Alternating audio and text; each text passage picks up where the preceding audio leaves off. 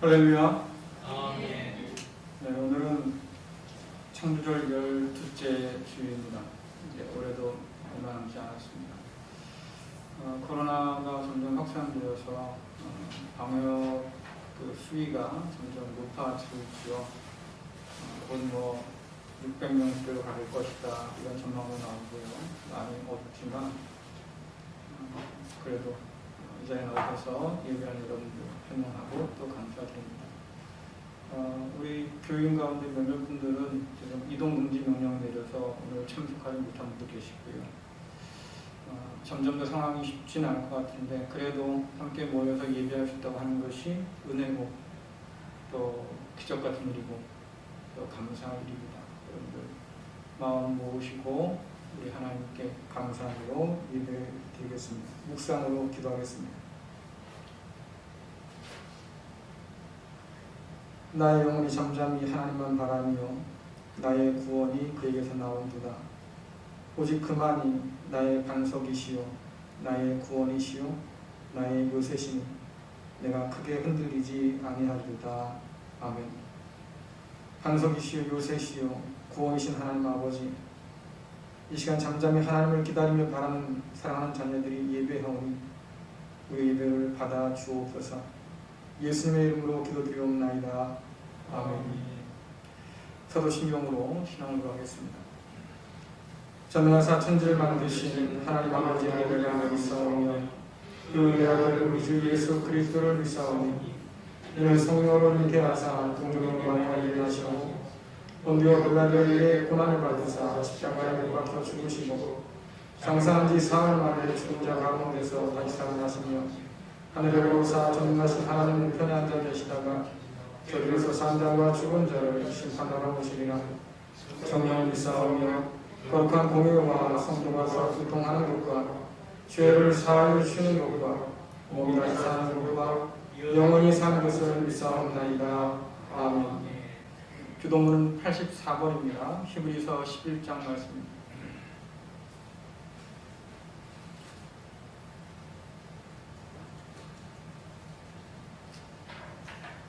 함께 교독하겠습니다. 믿음은 바라는 것들의 실상이요 보이지 않는 것들의 증거니 믿음으로 모든 세계가 하나님의 말씀으로 지어진 줄을 우리가 아나니 믿음으로 아벨은 가인보다 더 나은 제사를 하나님께 드림으로 의로운 자라 하시는 증거를 얻었으니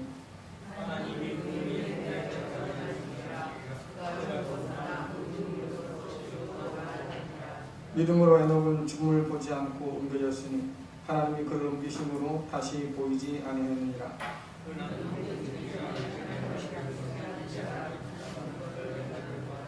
믿음이 없이는 하나님을 기쁘시게 하지 못하나니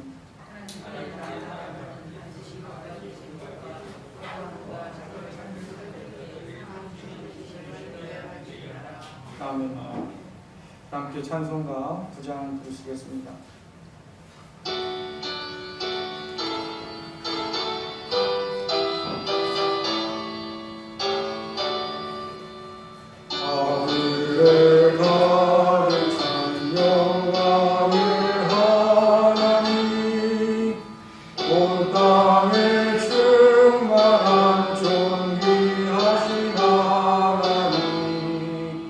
생명과 빛으로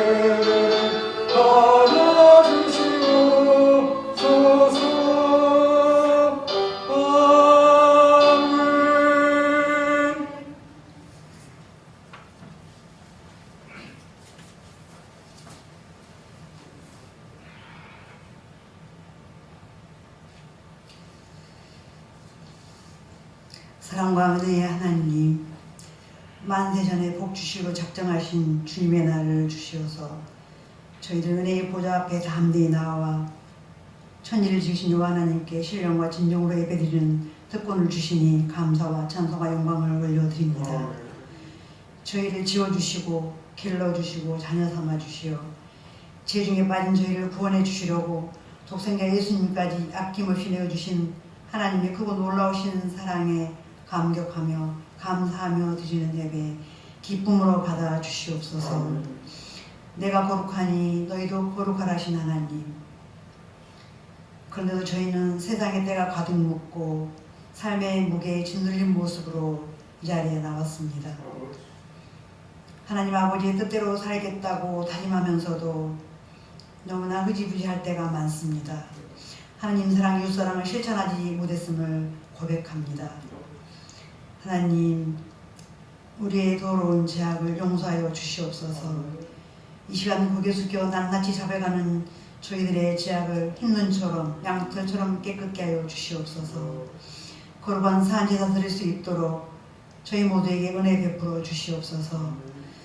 세월은 빠르게 흘러 올해도 저물어 가는데 연초에 성무영신 예배 때 하나님께 다짐했던 기도 제목대로 얼마나 실천하고 있는지 심히 부끄럽습니다.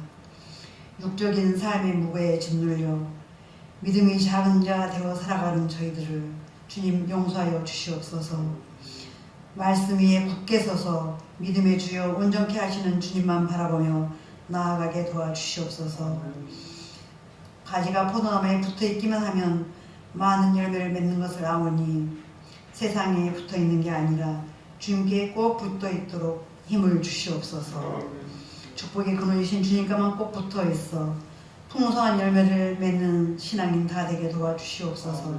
성령 충만하여 항상 기뻐하며 쉬지 않고 기도하며 범사에 감사하는 저희 모두 되게 하여 주시옵소서. 하나님 나라와 그의 의를 먼저 구하여 모든 것을 더하여 받는 지혜롭고 복된 삶의 길을 걷게 하여 주시옵소서. 들에 핀 백합과 공중의 새를 보라. 그들도 먹이시고 입히시는데 하물며 너희 일가 보냐 말씀하신 하나님의 크신 말씀, 다정한 음성 듣게 하여 주시옵소서. 그래 우리의 모든 근심 걱정 십자가 앞에 다 내려놓고 세상에 알 수도 없고 줄 수 없는 평안을 맛보며 늘 살아갈 수 있도록 도와주시옵소서. 우리에게 향하신 여호와의 인자하심이 크고 크도다 크시도다 찬양하며 감사하며 살아가는 나날이 되게 도와주시옵소서. 하나님, 우리나라를 긍휼히 여겨 주시옵소서. 위정자들이 하나님 두려운 줄 알며 하나님을 경외하는 자들로 다 변화되게 도와주시옵소서. 그래서 우리나라가 정의와 공의가 강같이 흐르는 나라, 그런 나라를 갖고 우리 후손들이 정말 행복한 삶을 살아갈 수 있는 그런 터전을 만들어낼 수 있도록 지혜를 더하여 주시옵소서. 저희들을 푸른 초장 맑은 물가로 인도하시기에 불철주야에 쓰시며 기도하시는 우리 목사님의 수고를 기억하시고 그 수고와 천국의 새같이 빛나게 하여 주시옵소서. 생명 말씀 먹는 저희들 성령 충만, 말씀 충만, 은혜 충만하여 주님을 뜨겁게 사랑하며 말씀대로 실천하는 복된 삶, 거룩한 삶의 길로 나아가게 도와주시옵소서. 저희들의 삶이 언제든지 거룩하게 구별되게 도와주시옵소서.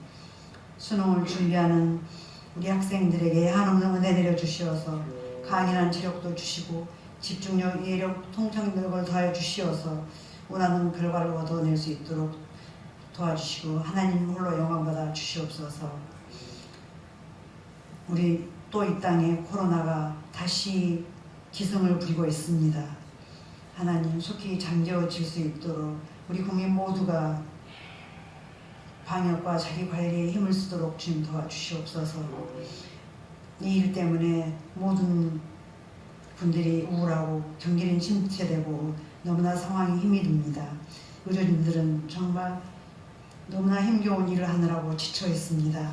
하나님 속히 잠재워질 수 있도록 우리에게 지혜와 명철을 덧입혀 주시고 주님의 도우심을 항상 바라며 쉬지 않고 기도하게 주님 도와주시옵소서.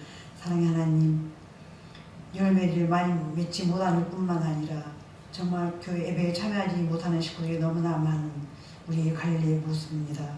하나님 긍휼히 여기시고 주님을 사랑하되 정말 목숨까지 내놓을 수 있는 정으로 사랑할 수 있는 주님 마음에 합한 제자로서의 삶을 잘 감당해낼 수 있는 우리 모두 되게 하여 주시옵소서. 예배의 자리를 생명보다 더 귀히 여길 수 있는 갈릴리 성도 다 되게 주님 도와주시옵소서. 주님께 꼭 붙어서 풍성한 열매 맺기를 원하시는 우리 구주 예수 그리스도의 이름으로 감사하며 간절히 기도드립니다. 아멘. 다 같이 자리에 일어나셔서 하나님의 말씀 받으시겠습니다. 말씀은 요한복음 15장 1절부터 8절입니다.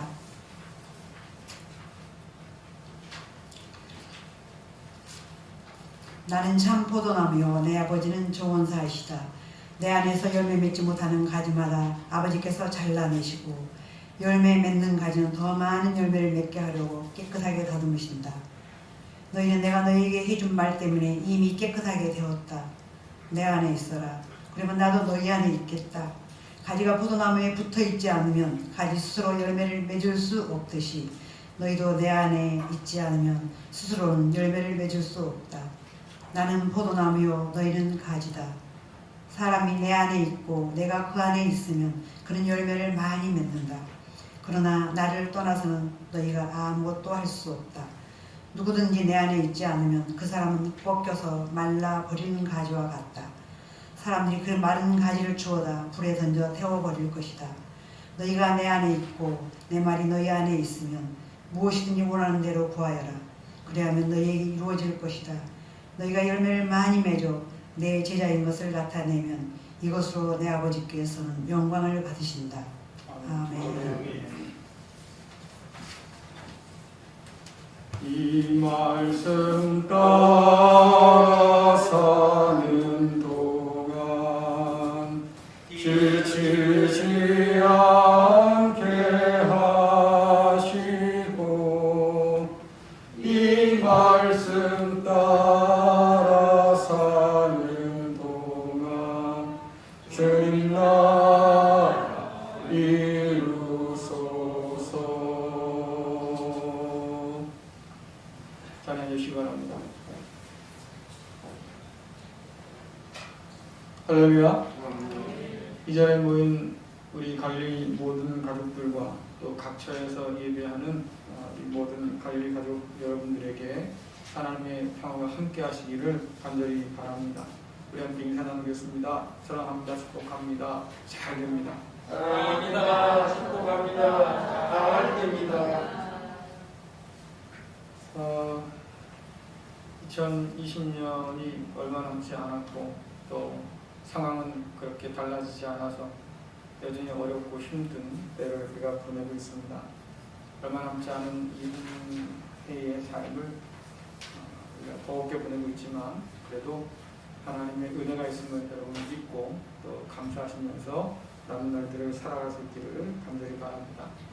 여러분들 혹시 아기돼지 삼형제라고 하는 동화를 아십니까? 아기돼지 삼형제. 세 형제가 다 집을 짓지요. 네. 첫째가 어떤 집을 짓지요? 첫째가 지푸라기를 지어요. 그렇죠? 지푸라기. 뭐 읽은 지 너무 오래돼서 가물가물합니다. 그렇죠? 자, 둘째는요. 나무로 집을 짓습니다. 셋째는요. 벽돌로 집을 지어요. 자, 뭐 나름 잘 짓고 사는데 어느 날 늑대가 찾아오죠. 늑대가 이 아기 삼형제를 잡아먹으려고 말입니다. 입김을 확 보니까 첫째가 지은 그 지푸라기 집이 확 날아갔어요. 너무 놀라가지고 이 첫째가 어디로 달려가죠? 둘째네 집을 달려가요. 나무로 지은 집으로. 그랬더니 또 늑대가 와가지고 입김을 확 불어서 말이죠. 나무 집도 다 날려버렸어요. 놀란 첫째와 둘째가 늑대를 피해서 어디로 갑니까? 벽돌로 지은 셋째 집으로 도망가죠. 자, 늑대가 아무리 입김을 불어도 벽돌집은 단단해요. 그래서 삼형제가 살아남았다. 뭐 이런 얘기입니다. 제가 왜 이 말씀 드리냐면 요즘 우리 상황과 빗대어 생각하면 좀 닮은 것 같아요. 코로나19가 정말로 광풍처럼 우리에게 몰려와서 흔들리고 무너지는 사람들이 참 많이 있지요. 우리 삶이 늑대의 바람에 맥없이 무너지는 그런 상황을 우리는 지금 경험하고 있습니다. 또 그 늑대를 피해서 허둥대면서 살 길을 찾는 돼지 형제들의 그 모습도 영락없이 우리를 닮았어요. 하루를 눈뜨고 시작하면서 여러분 그런 걱정하잖아요. 야, 오늘 또 밖에 나갔다 와야 되는데 무사할 수 있을까? 아마 교회 나올 때도 여러분들 그런 불안감 갖고 나올 거예요. 혹시 우리 중에 요즘에 코로나19가 말이죠, 퍼지는 게 이게 소리소문도 없이 퍼진다는데 불안해요. 두려워요. 안전한 곳이 어딜까요? 사실은 아무리 주변을 돌아봐도 안전하다 할 만한 곳이 없습니다. 바람에 사정없이 흔들리고 흩어진 지푸라기처럼 혹은 무너져 내린 그런 나무처럼 말이죠. 우리가 힘없이 맥없이 그렇게 무너지고 있는 중이잖아요. 이 코로나19 광통에 날아가 버릴 것 같은 이 삶을 정말 간신히 붙들고 씨름하는 것이 너무나 버거운 상황 아니겠어요? 성경이 우리에게 경고하는 삶이 있죠. 바람에 날리는 겨와 같은 삶이 있다. 어렵고 힘든 상황 속에서, 고난 속에서 우리가 무엇을 택할까 참 중요할 텐데 그 택한 것에 따라서 우리의 인생이 바람처럼 그냥 날리는 겨와 같은 아무 의미, 가치 없는 삶이 될 수도 있겠구나. 하나님과 세상 사이에서 이리저리 표류하는 사람들을 야고보는 이렇게 말합니다. 믿음 없어서 의심하는 사람들, 바람에 밀려서 요동하는 물결 같은 사람들, 또 두 마음을 품었지만 그래서 정함이 없는 사람들, 이렇게 표현하죠. 배가 정박해 있을 때는요, 닻을 내립니다. 그래서 그 닻이 배가 물결에 휩쓸려가지 않도록 붙들어 주지요. 자, 그런데 믿음이 없이 우리가 방황할 때는 말입니다. 그 닷이 끊어진 배처럼 그저 바다에서 이리저리 헤맬 수밖에 없다고 경고하고 있어요. 반면에 주님께서는 홍수나 혹은 파도가 와도 말이죠, 흔들리지 않고 견고한 반석 위에 집을 지은 사람도 있다고 분명히 말씀하십니다. 누군가는 흔들리고 무너지는데 누군가는 견고해서 흔들리지 않아요. 여러분 어느 쪽입니까? 저는 지금 막 흔들리는 중입니다. 무너지기 일보 직전이에요. 이런 분도 계실 거고, 전 그래도 견딜만 합니다. 잘 견뎌낼 겁니다. 이런 분도 계시겠지요. 어떻게 우리가 흔들리고 무너지는 이 인생, 혹은 날아가서 흩어져 버리는 인생이 아니라 견고해서 흔들리지 않는 그런 인생이 될 수 있을까? 모두가 바라는 인생 말이죠. 오늘 읽은 이 말씀은 여러분들 제가 근래에도 설교했던 그런 말씀이기도 합니다. 왜 또 이 말씀을 전하려고 했을까 싶으면 생각해보면 조금 관점을 다르게 보려고 해요. 그래서 좀 다른 각도로 말씀을 살펴보려고 합니다. 요한복음 15장 이전에 13장에 보면 주님께서 제자들과 함께 마지막 만찬을 나누시죠. 그 만찬 가운데 주께서 하신 말씀이 뭡니까? 내가 너희를 떠날 거야 라고. 어떻게 떠나요? 십자가에서 달려 죽고 결국 내가 너희를 떠나게 될 거다 라고 하시거든요. 그러니까 6월절 전날 밤에 만찬을 벌이시는데 그 만찬은 사실은 곧 있을 6월절의 해방을 기념하면서 기뻐하는 만찬이거든요. 그런데 오늘 13장에 기록되어 있는 그 분위기는 굉장히 어둡고 무거워요. 이미 제자들은 심상치 않은 분위기를 감지했습니다. 야, 이거 뭔 일 터지겠다. 그러니까 베드로가 뭐라고 그럽니까? 주님 걱정하지 마세요. 제가요 주님 끝까지 지켜드릴 거예요. 주님께서 어디 가셔도 내가 주님 따라갈 겁니다. 걱정하지 마세요. 베드로가 단단히 그렇게 말하지만 그러나 조금 후에 그 말이 아무 의미 없는 말인 것이 드러날 거예요. 목숨 바쳐서 내가 주님 지켜드릴게요 했던 그 철석 같은 약속의 말입니다. 아무것도 아니었다 그 말이죠. 주께서는 지금 바라보고 있어요. 제자들이 떨어져 나갈 수 있겠구나. 핍박이 폭풍처럼 몰아칠 것이고 예수님께서는 십자가에서 돌아가실 거예요. 이 일이 있고 나면 제자들은 뿔뿔이 흩어져 도망치겠구나. 두려움 가운데 잔뜩 움츠려서 말이죠. 숨어 지내겠구나. 그 중에 누군가는 말할 수 없는 실망으로 말입니다. 주님을 버리고 떠나서 이전과 같이 그렇게 다름없는 삶을 살 수도 있겠구나. 여러분들 제자들은 주님이 떠나면 어떡하지? 이게 걱정인데요. 주님이 걱정하시는 진짜 이유는 너희들이 나를 떠나면 어떡하지? 너희들이 십자가 사건 이후에 나를 버리고 떠나면 어떻게 될까? 이게 주님은 염려스러운 것이지. 이 모든 걸 아시면서도 주님께서는 요한복음 14장에서 두려움과 불안에 떠는 제자들을 위로하셔요. 내가 너희를 절대로 버리지 않을 거야. 아니 주님 우리를 떠나신다면서요. 어떻게 우리를 안 버리신다고 하십니까? 아니야. 내가 너희를 버리지 않을 거야. 반드시 내가 너희에게 성령을 보낼 거다. 약속하시지요. 그리고 이어지는 15장 말씀에서 주님께서 포도나무와 가지의 비유를 들려주시는 거예요. 여러분 곧 다가올 십자가를 생각하면 이 포도나무 비유는 주님께서 제자들에게 남기신 마지막 가르침 같은 것이거든요. 그래서 이 주님의 비유는 농부가 한가롭게 혹은 정원사가 한가롭게 말입니다. 정원을 가꾸면서 포도를 가꾸는 그런 낭만적이고 목가적인 분위기가 아니에요. 여러분 이 주변에도 포도가 잘 되더라고요. 그렇죠? 이번에 우리 정원에 말이죠. 포도나무 한 그루 심어놨습니다. 이게 좀 크면은 제법 익어서 맛이 있을 거예요. 뭐 이런 상황이 아니라 그 말이에요.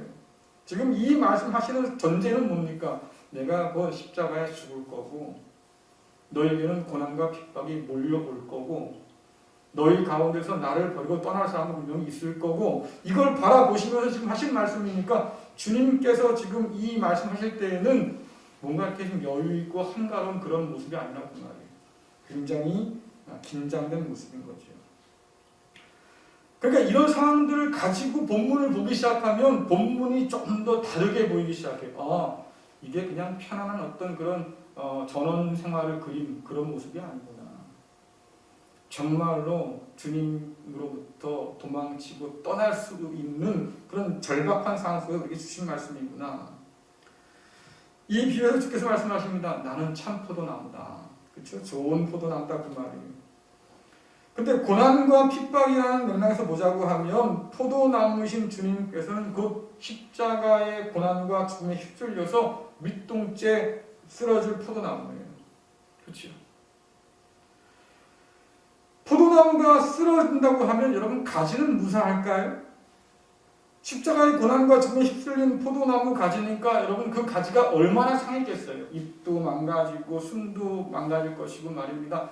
땅에 막 그냥 둥그러져서 진흙도 붙을 거고 말이죠. 덩굴이 땅에 떨어져 흙이 묻고 잎이 상해서 그냥 둔다고 하면 결국 꺾이고 말라 죽을 수밖에 없는, 열매는커녕 살기도 힘든 아마 그런 상태가 될 거예요. 자, 그런데 이때 농부가 등장하잖아요. 농부가 누구예요? 하나님. 아버지는 농부다, 정원사다 그러잖아요. 자, 이 농부가, 이 정원사가 상한 가지를 어떻게 할까? 여러분 1절부터 2절 말씀입니다. 같이 읽겠습니다. 시작. 나는 참 포도나무요 내 아버지는 정원사이시다. 내 안에서 열매 맺지 못하는 가지마다 아버지께서 잘라내시고 열매 맺는 가지는 더 많은 열매를 맺게 하려고 깨끗하게 다듬으신다. 아멘. 여러분 잘라내시고 할 때 제가 빨간색으로 글씨를 만들어놨지요. 잘라내신다. 근데 사실 이 잘라낸다고 하는 단어에는 본래 세 가지 뜻이 있습니다. 첫째는 말이죠. 들어 올린다는 뜻이 있어요. 같은 단어지만 들어 올린다는 뜻이 있어요. 두 번째는요. 짊어진다는 뜻이 있어요. 자, 예수님께서 6월절 어린 양이 되셔서 하나님의 어린 양이 되셔서 우리의 죄를 어떻게 하셨어요? 짊어지셨다. 이런 표현 있잖아요. 그때 쓰는 단어예요. 똑같은 단어입니다. 세 번째 뜻이 뭐예요? 잘라버린다. 세 번째 뜻이에요. 들어올린다, 짊어진다, 잘라낸다. 그래서 문맥에 따라서 번역하는 사람들은 이 단어를 어떤 사람은 들어올린다, 어떤 사람은 짊어지신다, 어떤 사람은 잘라낸다 골라서 적용할 수 있다고 하는 거죠. 자, 문제는 뭐냐면 2절에서 언급된 가지는 어떤 가지예요? 주님 안에서 열매 맺지 못하는 가지예요. 2절 보시면 내 안에서 열매 맺지 못하는 가지마다 이런 말씀 있지 않습니까? 자, 다른 번역을 보자면 포도나무에 붙어있지만 열매를 맺지 못하는 가지 이런 뜻입니다. 주님의 제자이지만 그러나 열매 맺지 못하는 그런 가지가 있어요. 어떻게 할까요? 오늘 말씀처럼 잘라냅니까? 그게 맞을까요? 아니면 들어 올려야 합니까? 아니면 짊어져야 할까요? 잘라낸다고 하는 이 세 가지, 이 단어에 속한 세 가지의 의미가 있는데 그 중에서 2절에 있는 이 잘라낸다는 표현을 들어올린다, 짊어진다, 잘라낸다 이 세 가지 중에서 뭐가 제일 적합할까 하는 문제입니다. 우리는 보통 열매를 맺지 못하는 것에 집중하다 보니까 야 그러면 잘라내야지 이게 마땅하다고 생각해요. 자, 우리가 읽은 성경도 사실은 그런 관점에서 번역한 거지요. 하지만 주님의 관심은 잘라내는 것에 있는 것이 아니에요. 분명히 앞에 표현되어 있잖아요. 내게 붙어 있지만 열매를 맺지 못하는 가지. 주님 안에 꼭 붙어 있지만 그러나 사정이 여의치 않아서 열매 맺지 못하는 가지. 내가 십자가에서 말이죠. 달려서 고난받고 죽을 텐데 그 모든 상황들을 보면서 마음껏 낙심하고 절망한 그런 제자들, 그러나 여전히 주님을 바라보고 있는 제자들, 그런 사람들이에요. 오늘 말씀 보면 비유가 나무에 붙어있는 가지와 붙어있지 않는 가지를 대조합니다. 주님 안에 여전히 남아있는 제자와 남아있지 않는 제자를 지금 대조하고 있는 거죠. 여러분 4절부터 6절 말씀 같이 보겠습니다. 시작. 내 안에 있어라. 그러면 나도 너희 안에 있겠다. 가지가 포도나무에 붙어있지 않으면 가지 스스로 열매를 맺을 수 없듯이 너희도 내 안에 있지 않으면 스스로는 열매를 맺을 수 없다. 나는 포도나무요 너희는 가지다. 사람이 내 안에 있고 내가 그 안에 있으면 그는 열매를 많이 맺는다. 그러나 나를 떠나서는 너희가 아무것도 할 수 없다. 누구든지 내 안에 있지 않으면 그 사람은 꺾여서 말라버리는 가지와 같다. 사람들이 그 마른 가지를 주워다 불에 던져 태워버릴 것이다. 자, 여러분 농부가 열매를 맺을 만한 가지를 깨끗하게 다듬어서 더 많은 열매를 맺도록 하는 것은 지극히 당연한 일이죠. 제가 예전에 농사를 지어볼 때 말입니다. 이 토마토를 키워봤는데 토마토는 매일마다 벼순을 따주는 게 일이에요. 그걸 한 100m 정도 되는 하우스를 쭉 따라가면서 따고 나면 말이죠. 손이 까맣게 되거든요. 예, 항상 그걸 따줘야 돼요. 왜? 원줄기에서 나온 그것이 좀 더 큰 열매를 맺게 하기 위해서는 집중하게 해야 되는 거죠. 그러니까 벼순들을 다 따줘야 돼요. 열매를 맺을 만한 가지는 이런 젖가지들을 끊어내서 더 큰 열매를 맺을 수 있도록 도와주는 게 농부가 할 일 맞습니다. 또 한 가지는 말이죠. 꺾여서 말라버린 가지가 있어요.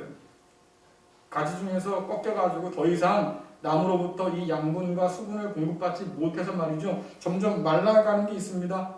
그거 어떻게 해요? 잘라내는 게 맞죠. 그건 살 수 있는 게 아니니까. 또 열매를 맺을 수 있는 것도 아니니까. 성경에 보니까 그런 사람을 누구에 비교하냐면 주님을 떠난 자에 비유해요. 스스로 열매를 맺을 수 없으면서도 주님께 붙어있지 않아서 결국 잘릴 운명에 처한 자지요. 자, 그런데 오늘 주님의 관심은 어디에 있어요? 내 안에 내게 붙어있지만 열매를 맺지 못하는 사람들. 예수님의 죽음 앞에서 두려워 떨면서 도망가 있어요. 숨죽이고 숨어 있습니다. 이 상황이 어떤 상황인지 잘 이해가 안 돼서 말이죠. 생각이 복잡하기 시작했어요. 이게 어떻게 된 일이지? 여전히 두려움 가운데 떨며 있는 그 제자들, 그들은 도대체 어떻게 될까? 잘라야 합니까? 아니면 들어 올려야 됩니까? 이 문제죠. 주님께서 관심 있는 부분입니다. 제가 이 말씀 다시 한번 여러분께 설명드리고 또 말씀을 전한 이유는 다른 게 아니에요. 코로나19의 이 폭풍 속에서 우리의 삶이 만연창이가 됐습니다. 그런 삶을 붙들고자 말이죠. 절망하며 탄식한 우리 제자들의 모습도 많이 겹쳐 보이잖아요. 야, 이젠 끝났구나. 주님께서 우리를 떠나신다고 하니 이제는 우린 끝났구나. 주님께서 십자가에 달려 돌아가셨으니 우리 이제 끝났구나. 이런 것과 야 이제 우리가 더 이상 기대할 게 없겠구나. 이 코로나19 상황 속에서. 뭐가 다를까요? 예배 드리기가 점점 어려워지는 것보다 더 큰 문제가 있어요. 그 안에서 힘해지는 우리의 믿음이죠. 우리 안에 주님께서 남아 계십니까? 하는 문제. 노래를 통해서 목사님들을 만나보고 이러저런 얘기를 나눴어요. 어제 또 갑자기 오후에 말이죠. 길을 가던 신학생이 찾아왔어요. 뭐 이런저런 얘기를 나누다 보니까 한 두어 시간이 훌쩍 지나더라고요. 앞으로 진로가 어떻게 될까 걱정했던 신학생인데 뭐 하여튼 여러 가지 이야기를 나누게 되었습니다. 그들과 함께 나눴던 얘기 중에 기억나는 것이 있고요. 앞으로 코로나19가 지나고 나면 백신도 개발되고 그래서 우리나라 인구의 3분의 2 이상이 다 백신을 접종하고 말입니다. 그래서 예전처럼 그냥 이렇게 자유롭게 만나고 이야기하고 할 수 있는 그런 시대가 온다고 해도 이전처럼 여러분 얘기할 수 있겠습니까? 이전처럼 교회가 말이죠. 전도에 열을 올 수 있을까요? 이전처럼 사람들이 말입니다. 교회에 대해서 호감을 가질 수 있을까요? 목사님들의 생각들은 달라요. 어려울 겁니다. 교회를 진단하는 학자들은 달라요. 힘들 겁니다. 목사들은 줄 거고요. 교회도 줄 거예요. 어떤 사람들은 앞으로 5, 6년이 지나면 한 목사가 두 교회 이상을 돌아다니면서 설교할 날이 올지도 모른다고 경고하고 있습니다. 이게 오늘 우리의 현실이에요. 한번 생각해 보세요. 모든 상황이 정상적으로 돌아간다고 해도 우리가 이전처럼 하나님을 예배할 수 있을까요? 교회 오는데 아무런 제재가 없고 마스크도 필요 없고 그저 이전처럼 우리가 기쁘게 하나님을 찬양하면서 예배할 수 있는 그런 날이 다시 온다고 해도 정말 우리가 그런 예배로 하나님을 찾고 하나님께 나갈 수 있을까요? 주님께서 걱정하시는 분이 바로 그거지요. 그 풍랑 가운데, 그 태풍 가운데 너희 안에 내가 없는가? 그게 지금 주님께서 가장 걱정하는 상황. 벌써 많은 사람이 이 폭풍과 홍수 속에 떠밀려서 하나님을 떠나버렸습니다. 지금도 많은 사람이 떠날지 말지를 지금 고민하고 있어요. 지치고 무력해서 열매는커녕 말이지요. 내가 주님께 남아있게 하면 좋겠습니다. 이런 마음을 갖게 되는 상황이잖아요. 자, 이런 우리를 하나님께서는 어떻게 하실까요? 들어 올리실까요? 짊어지고 우리를 가실까요? 아니면 우리를 잘라버리실까요? 여러분 하나님 어떻게 해주길 바라십니까? 하나님 어떻게 하길 원하셔요? 하나님 뭐 제가 저를 봐도 한심한데 그냥 잘라주십시오. 여러분 그러시겠어요? 그런 분들은 하나님에 대한 믿음이 없지요. 기대도 없을 거예요. 뭐 하나님이 어디 있어? 자르긴 뭘 잘라? 그냥 살면 되는 거지. 아마 그럴지도 모르겠습니다. 자, 그런데 우리는 종종 비유 속의 이 정원사 혹은 농부가 하나님이라는 사실 앞에 잊어버려요. 농부신 하나님 말입니다. 열매를 맺도록 지극정성으로 돌보신 분이잖아요. 구약에도 봐도 그렇고 신약 봐도 그렇고 말입니다. 언제나 하나님께서 농부나 정원사로 자신을 계시하실 때에는 우리를 열매 맺게 하기 위해서 말이죠. 지극정성으로 돌보신 분으로 나타나거든요. 주님께 꼭 붙어 있다면 이런 하나님의 돌보심을 우리는 기대할 수 있어요. 그 하나님께서는 반드시 아름다운 열매를 맺도록 우리를 다듬고 가꾸실 수 있습니다. 열매를 맺는데 불필요한 모든 것들을 깨끗하게 정리할 것. 저와 여러분은 우리 자신을 스스로 정리할 수가 없습니다. 그렇죠? 장로님 기도하신 것처럼 말이죠. 우리 안에 있는 죄악들을 우리가 어떻게 끌어내겠어요? 하루에도 5만 가지 생각이 우리 마음에 가득 차 있는데 그 가운데서 여러분들 하나님을 기쁘시게 할 만한 그런 생각들이 몇 개나 됩니까? 다 나만을 위한 생각들, 또 음탕한 생각들, 미움으로 살인하는 생각들, 주님께서 이미 경고했던 그 생각들이 우리 속에 가득 찬데 말이지요. 우리가 이 생각을 스스로 끊어낼 수 있다고요? 천만에. 이게 우리의 한계잖아요. 그런데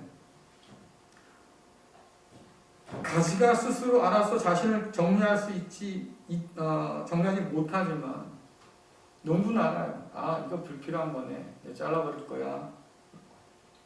내가 널 좀 깨끗하게 하고 있는 중이야. 그래서 내가 너를 더 많은 열매 맺게 할 거야. 걱정하지 마. 이게 오늘 하나님의 음성입니다. 바울의 말처럼 말입니다. 열매를 맺게 하신 분은 누구예요? 하나님이셔요. 저와 여러분의 인생 가운데 하나님이 기뻐하실 만한 열매를 맺도록 하신 분은 하나님이에요. 그 하나님께서 우리를 붙들어 주신다고 지금 말씀하시는 거죠. 이 정원사가 어떡합니까? 상한 가지를 잘라내는 게 아니라요. 끌어올려요. 들어올려요. 더러운 진흙과 상한 잎을 다 제거해서 말입니다. 다시 열매를 맺을 수 있도록 잘 가꾸어 줘요. 그런 이유가 뭡니까? 딱 한 가지예요. 붙어 있어서. 꺾이거나 잘려서 말입니다. 더 이상 양분을 얻을 수 없는 상황이면 잘라버리겠지만, 그러나 2절의 이 가지는 말이죠. 아직도 잘 붙어 있어요. 다만 떨어지고 흙이 묻고 좀 상하고 말입니다. 그럴 뿐이에요. 잘 돌보면 다시 기력을 회복해서 말이죠. 열매를 맺을 수 있어요. 그러니까 농부가 이 정원사가 다시 들어올려서 갖고 있는 거죠. 그러니까 2절에 이 잘라낸다고 했던 이 표현은 사실은 첫 번째 의미인 들어올린다라는 표현으로 쓰는 게 맞습니다. 그래야 의미가 통할 수 있어요. 예수님께 붙어있기만 하면 지금 비록 열매를 맺지 못한다고 해도 괜찮아요. 우린 너무 열매라는 것에 자꾸 집중하니까 문제가 생기는 거예요. 여러분들 열매는요 잘 붙어있어야 맺을 수 있는 거잖아요. 그럼 열매를 걱정하기 전에 먼저 내가 주님께 잘 붙어있는지를 확인해야 되지 않겠습니까? 농부이신 하나님께서 돌봐주시면 지금은 좀 볼품없어 보이고 말입니다. 이것저것 묻고 지쳐있기도 하고 낙심하기도 하고 그래서 축 처져 있는 그런 가지라 해도 주님께 붙어 있으면 소망이 있다는 거예요. 그러니까 주께서 말씀하신 거죠. 내 안에 있어라. 우리가 읽은 오늘 말씀에 보면 내 안에 있으라는 이 말씀이 계속해서 강조되어 반복되고 있습니다. 왜요? 폭풍우가 다가올 거예요. 그 바람에 말입니다. 많은 것들이 다 떠나갈 겁니다. 예수님이 십자가에서 달려 돌아가시면 그 이후로 엄청난 핍박들이 가해질 거예요. 자, 그런 풍랑 가운데서, 그런 환란 가운데서 제자들이 가장 힘써야 될 것이 뭐냐? 다른 게 아니에요. 내 안에 있어요. 꼭 붙어 있어요. 자, 그런데 이 말씀을 과연 믿어야 할까? 포도나무인 예수님께서 십자가에 달려 돌아가시면 끝난 거잖아요. 밑동지에 쓰러진 포도나무에 가지가 붙어 있어봐야 무슨 소용일까요? 자, 그런데 다시 한번 제가 말씀드립니다. 우리 농부가 누구라고요? 하나님. 그 하나님께서 하신 일이 뭐라고요? 십자가의 폭풍에 쓰러진 포도나무를 다시 일으켜 세운 분이세요. 그리스도 예수를 다시 부활시키신 분 아니십니까? 그 포도나무가 다시 살 수 있다고 하면 꼭 붙어있는 가지도 다시 살 수 있겠지요. 폭풍에 이리저리 시달려서 흙이 묻고 잎이 상하고 축 처져서 지금 당장은 열매 맺지 못해도 그러나 끝까지 붙어있기만 하면 돌보시는 하나님의 은혜로 말미암아서 아름다운 열매를 맺을 수 있다고 말씀하십니다. 주님께서 말씀하십니다. 하나님을 믿으니까 나를 믿어라. 그렇지? 너희가 내 아버지인 하나님을 믿는다고 하면 내 말도 믿어야지. 하나님은 누구보다도 저와 여러분을 잘 아시는 분이에요. 다윗이 고백한 것처럼 말입니다. 셀 수도 없고 비교할 수도 없는 정말로 놀라운 계획들을 가지고 계신 분 아니겠습니까? 그 누구보다도 세심하게 저와 여러분을 돌보시는 분이시죠. 우리가 주님께 꼭 붙어 있을 때 하나님 약속하십니다. 내가 내 안에서 일할 거야. 하나님께서 우리 가운데 일하실 때 우리가 주님께 꼭 붙어 있어야 할 때죠. 우리가 주님 안에 꼭 붙어 있을 때 다시 살리시는 하나님의 은혜를 맛볼 수가 있습니다. 그러니까 농부이신 하나님께 가진 우리가 할 수 있는 최선의 일이 뭘까라고 하면 여러분들 그 손에 맡기는 거예요. 하나님 그건 저한테 굉장히 중요한 거 자르면 안 되는데요. 저는 그거 놓을 마음이 없는데 하나님 그거 달라요. 그거 붙들고 있는 한 열매 못 맺어. 자를 거야. 여러분 순종해야 되겠지요. 왜? 내가 내 것을 알지 못해서 갖고 있는 거니까 잘라내야겠지요. 의사한테 몸을 보입니다. 의사가 검진을 하잖아요. 검사를 좀 자세히 해보겠습니다. MRI 찍고 말입니다. CT를 찍고 다 찍어요. 내가 보지 못했던 문제가 드러나잖아요. 어떻게 해야 돼요? 의사가 수술해야 됩니다. 그래야 살아요. 그럼 수술해야죠. 몸을 맡겨야 돼요. 자르게 내둬야 되죠. 잠깐만요. 내 몸에 칼 된다고요? 그거 중요한데 안 돼요. 그럼 어떻게 됩니까? 죽어야죠. 될 수가 없잖아요. 농부인 하나님께서 제일 잘 아신다고 하면 가진 우리가 할 수 있는 일은 단 한 가지입니다. 하나님 마음대로 자르세요. 날 깨끗하게 만들어주세요. 하나님 눈에 보시기에 필요 없는 거, 하나님 보시기에 말이죠 불필요한 거, 내가 열매했는데 방해되는 거 하나님 다 잘라내세요. 그래서 날 깨끗하게 해주세요. 그때 우리에게 소망이 있는 거예요. 그래서 말씀하십니다. 너희가 나를 떠나서는 아무것도 할 수 없다. 하나님께서 우리를 열매 맺도록 돌보시는 이유는 우리가 아무리 처져 있고 늘어지고 있고 소망이 없는 가시처럼 보여도 포도나무이신 주님께 꼭 붙어 있기 때문에 하나님께서 우리를 다시 살리시는 겁니다. 길을 걷다 보면 나무에 수액을 달아놨어요. 그렇죠? 이렇게 가만히 보면 이 바늘을 가지고 이렇게 쿡 찔러놨어요. 나무가 기력이 없으니까 수액으로 힘을 좀 돋아주려고 한 거죠. 여러분 집에서 키우는 화초가 말입니다. 어느 날 축 늘어져요. 힘이 없어 보여요. 빛깔도 별로 안 좋아요. 어떡합니까? 물을 좀 부든지 아니면 영양제를 공급해 주든지 그러잖아요. 살게 하려고. 꽃이나 열매는 두 번째 문제예요. 일단 얘를 살려놓고 봐야 꽃도 볼고 열매도 볼 거 아니겠어요? 똑같아요. 하나님께서는 우리가 주님께 꼭 붙어 있을 때 우리를 다시 회복시키려고 은혜를 주십니다. 그 은혜가 뭐냐? 두 가지예요. 말씀과 성령. 여러분 7절 보겠습니다. 함께 읽습니다. 시작. 너희가 내 안에 있고 내 말이 너희 안에 있으면 무엇이든지 원하는 대로 구하라. 그리하면 너희에게 이루어질 것이다. 아멘. 너희가 내 안에 있고 또 내 말이 너희 안에 있으면 너희가 내 안에 내가 너희 안에 이 말씀을 다르게 표현하면 내 말이 너희 안에 있다고 하면 뜻이에요. 주님께서 우리를 어떻게 세우시는가? 말씀 통해서 우리를 세워요. 지난 2달 동안요 우리는 우리 안에 있는 염려와 싸우면서 하나님 앞에 머물 수 있는 말씀에 대해서 계속해서 묵상해 왔습니다. 이 믿음은 언제나 하나님의 언약에 기초한 믿음이죠. 여러분들 근데 세상 사람이 볼 땐 참 이게 웃긴 일이에요. 아니 약속에 뭘 인생을 거냐. 그렇죠? 약속에 무슨 인생을 걸어요? 약속이라고 하는 것은 아직 이루어진 일이 아니잖아요. 약속은 약속일 뿐이에요. 말은 그냥 말뿐인 거죠. 근데 뭘 거기에 인생을 걸어요? 근데 하나님 말씀은 다르잖아요. 결코 없어지지도 않고 반드시 이루어지는 말씀. 여러분 이사야서 55장 11절 또 마태복음 24장 35절 읽겠습니다. 시작. 내 입에서 나오는 말도 그러하다. 내 말은 헛되이 내게로 돌아오지 않는다. 내 뜻을 이룬 뒤에야 내가 하라고 보낸 일을 다한 뒤에야 내게로 돌아온다. 하늘과 땅이 없어질지라도 내 말은 결코 없어지지 않을 것이다. 아멘.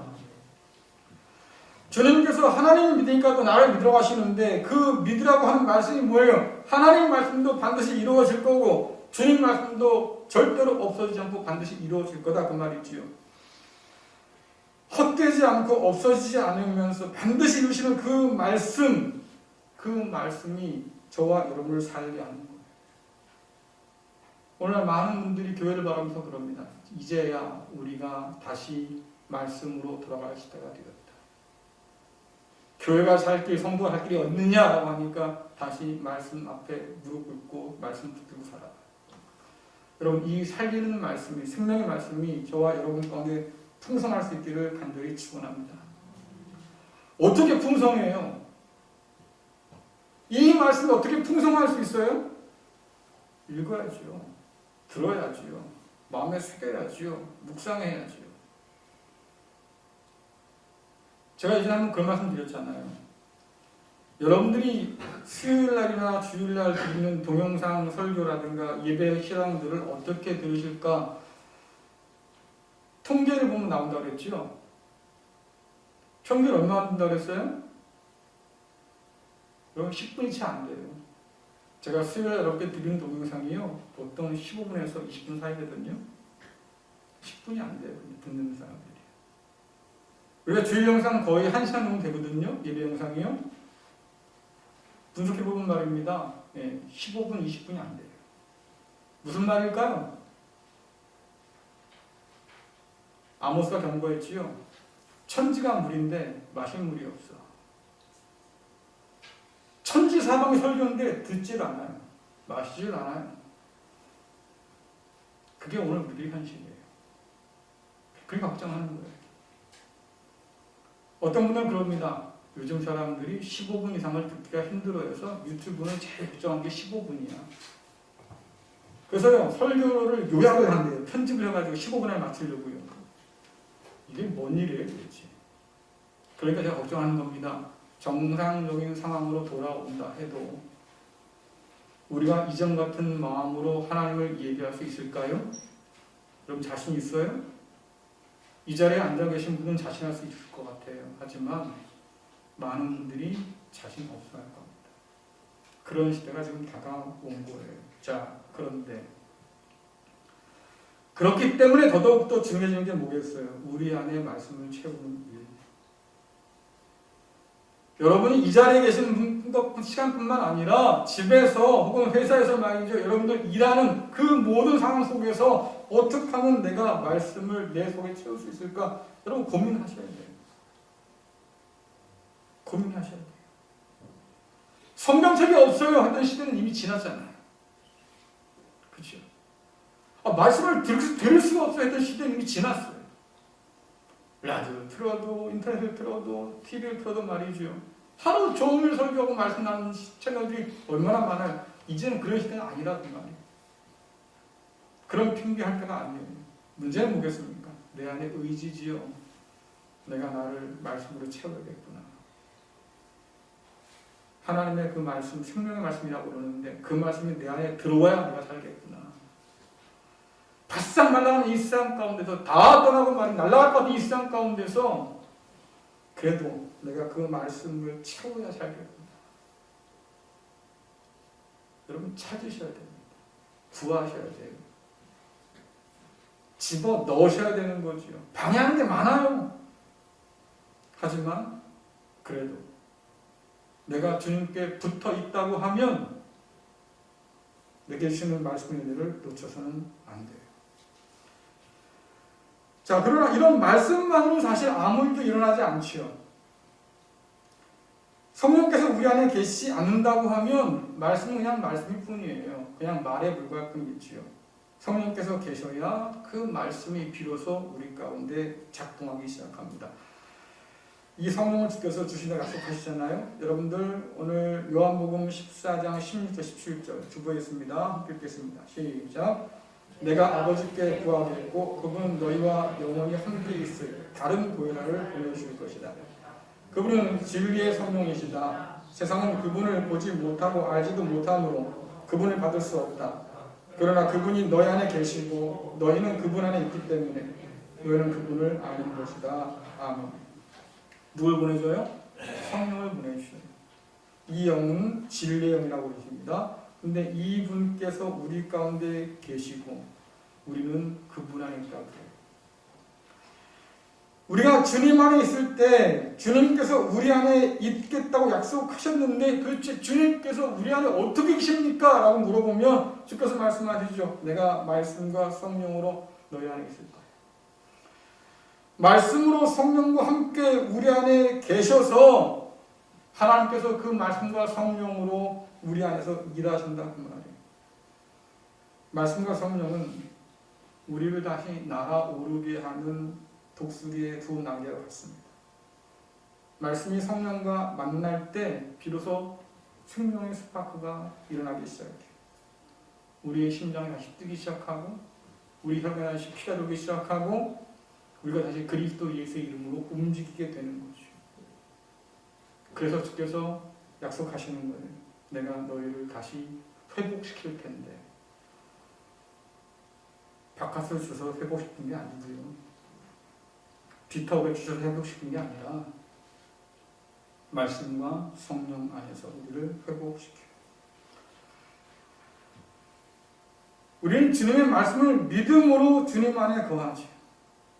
가지가 나무로부터 열매 맺는 데 필요한 모든 양분을 얻는 것처럼 주님 안에 있는 자는 성령을 통해서 주의 말씀을 공급받고 그 은혜로 살아가는 것. 우리가 태풍 같은 고난을 감당하면서 견딜 수 있는 이유, 그래서 내가 끝까지 주님 편에 남겠습니다 결단하는 이유, 삶이 다 무너진 세상 가운데서 사람들이 다 모두 주님을 등지고 떠나도 베드로가 그러죠. 생명의 말씀이 여기 있는데 내가 어디로 가겠습니까?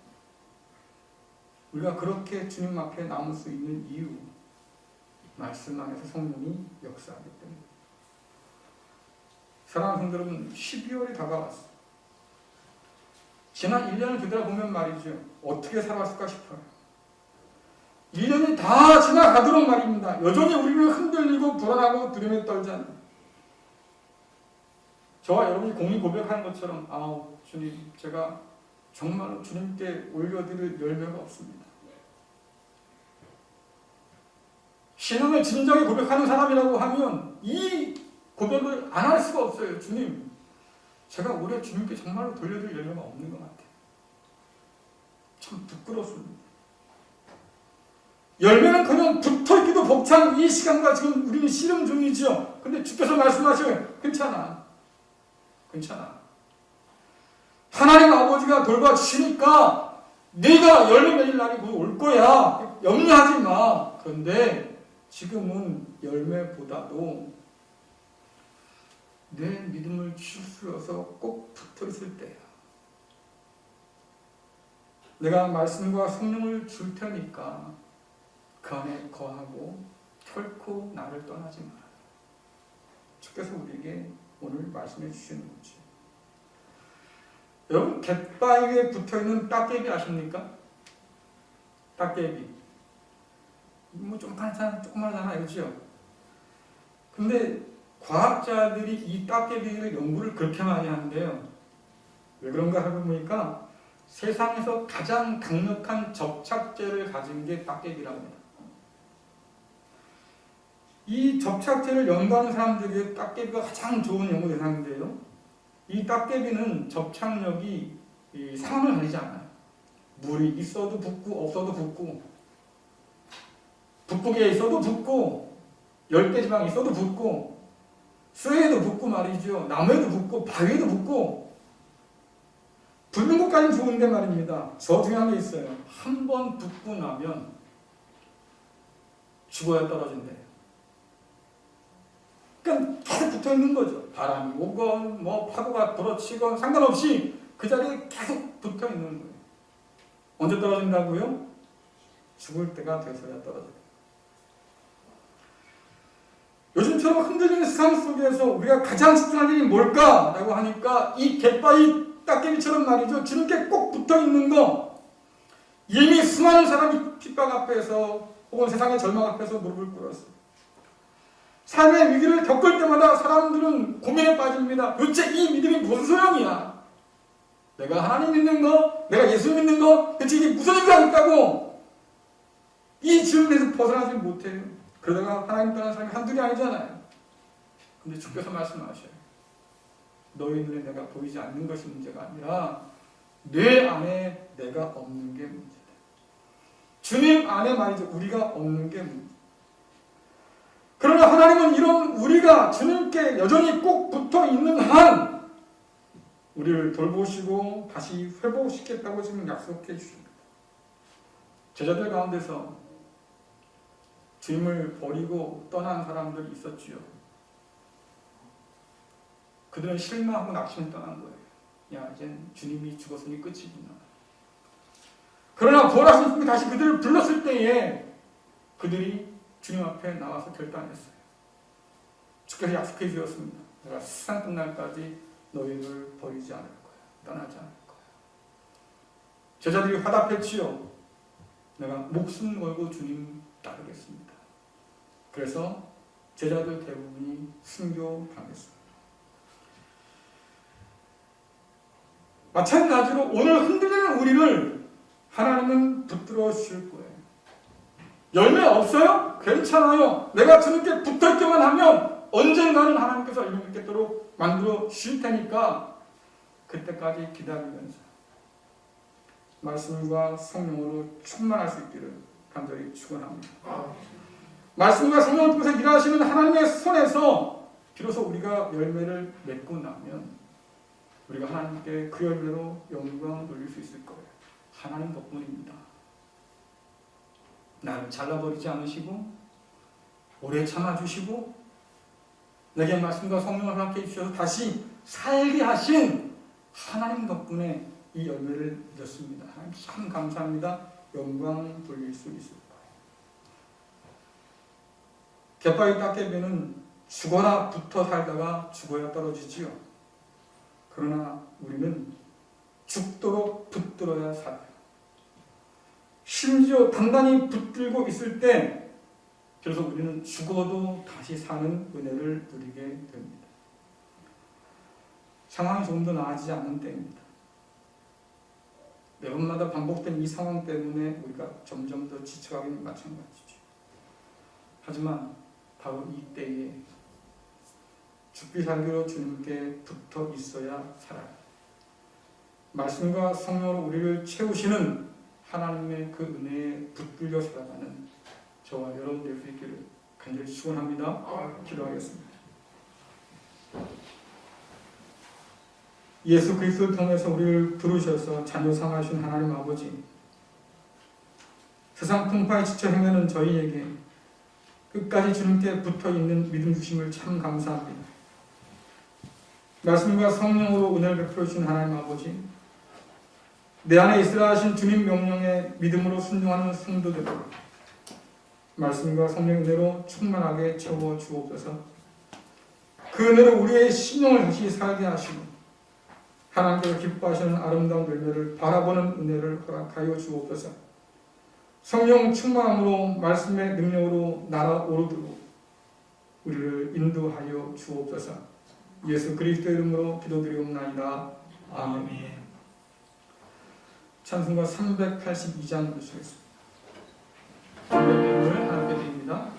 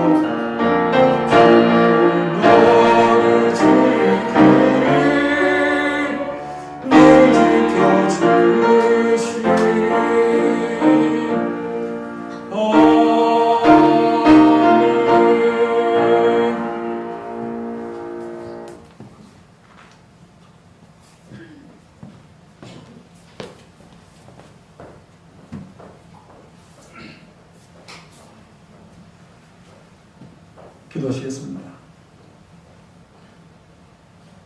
은혜로우신 하나님 아버지, 폭풍 가운데서도 우리를 지키시며 인도하여 주니 감사드립니다. 사망의 음침한 골짜기를 지나는 동안 우리를 보호하여 주시고 지켜주신 은혜도 감사드립니다.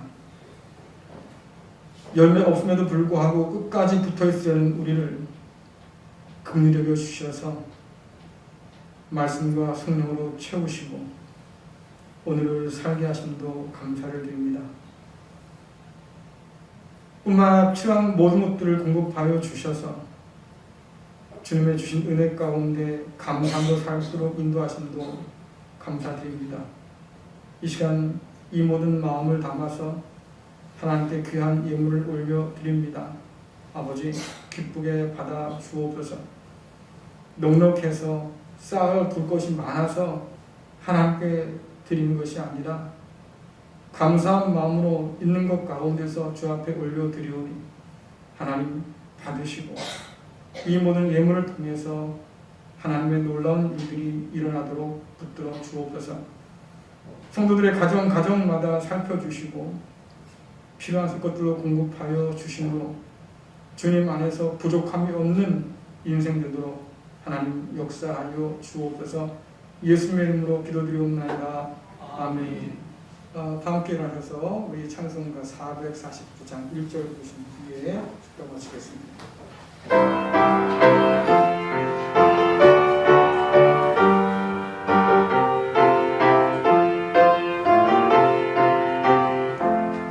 예수 따라가며 푸른 순종하며 우리의 날 만나는데 주를 지하며 순종하는 자를 주와는 함께 하시리라.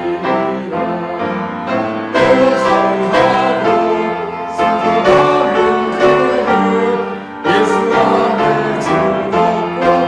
자를 예수 안에 즐겁고 이제는 포도나무이신 우리 주 예수 그리스도의 은혜와 농부가 되셔서 우리를 열매 맺도록 돌보시는 하나님 아버지의 크신 사랑하심과 오늘도 말씀을 통해 역사하시는 성령님의 그 능력이 끝까지 주님께 남아 말씀과 성령으로 날아오르기를 원하는 사랑하는 갈릴리 교회 성도들과 그들의 가정과 기업과 자녀 가운데 또한 앞으로 다가온 수능을 준비하며 애쓰는 우리들의 자녀들, 취업을 준비하는 자녀들 위해 그리고 코로나19로 말미암아서 참으로 괴로운 때를 보내는 이 땅의 모든 사람들 가운데 지금 대화로 함께 하시기를 간절히 축원하옵나이다. 아멘.